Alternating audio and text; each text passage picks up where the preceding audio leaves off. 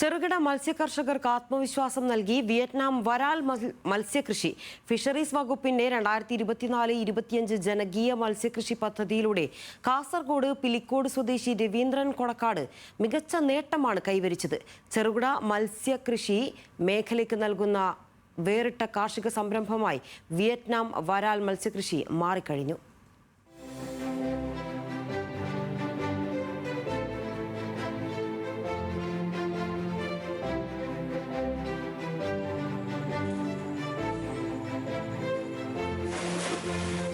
Fisheries വകുപ്പിന്റെ 2024-25 ജനകീയ മത്സ്യകൃഷി പദ്ധതി ഉൾപ്പെട്ടാണ് കാസർഗോഡ് പീലിക്കോടുള്ള ജൈവ കർഷകൻ രവീന്ദ്രൻ കൊടങ്ങാട് വരാൽ കൃഷി ചെയ്തത്.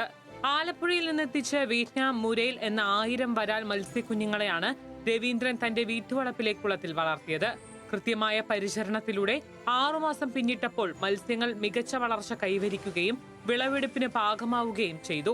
സാധാരണ നാടൻ വരാൽ ഇനങ്ങളെ അപേക്ഷിച്ച് വിയറ്റ്നാം വരാലുകൾക്ക് രുചിയും ഗുണവും കൂടുതലാണെന്ന് രവീന്ദ്രൻ പറയുന്നു.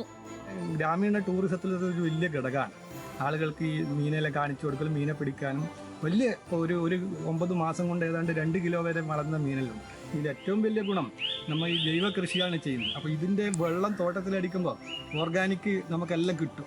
ഇതിൻ്റെ നമുക്ക് മൈക്രോ ന്യൂട്രിയൻസ് ഉണ്ടല്ലോ. അപ്പോൾ കൃഷിക്ക് നമുക്ക് വേറെ വളം കൊടുക്കണ്ട. ഒരു കുളത്തിൽ നിന്ന് ഏകദേശം 3 കിൻഡലോളം മത്സ്യം ലഭിക്കുമെന്നാണ് പ്രതീക്ഷിക്കുന്നത്. കിലോഗ്രാമിന് 300 രൂപ നിരക്കിലാണ് ഇവിടെ നിന്ന് മത്സ്യം നേരിട്ട് വിൽപ്പന നടത്തുന്നത്. മത്സ്യകൃഷി മീൻ വളർത്തലിൽ ഒതുക്കാതെ കുഞ്ഞുങ്ങളെ ഉൽപ്പാദിപ്പിച്ച് മറ്റ് കർഷകരിലേക്ക് എത്തിക്കുവാനുള്ള സാധ്യതകളും വലുതാണ്. ഫിഷറീസ് വകുപ്പിന്റെ ഭാഗത്ത് നിന്ന് ആവശ്യമായ സാങ്കേതിക സഹായങ്ങൾ ലഭ്യമായാൽ ഈ സംരംഭത്തെ ഒരു മികച്ച ഹാച്ചറിയായി വികസിപ്പിക്കാനാകുമെന്നാണ് കർഷകർ വിശ്വസിക്കുന്നത്. വിയറ്റ്നാം വരാലുകളുടെ വിളവെടുപ്പ് പീലിക്കോട് ഗ്രാമപഞ്ചായത്ത് പ്രസിഡന്റ് പി കുഞ്ഞിരാമൻ ഉദ്ഘാടനം ചെയ്തു.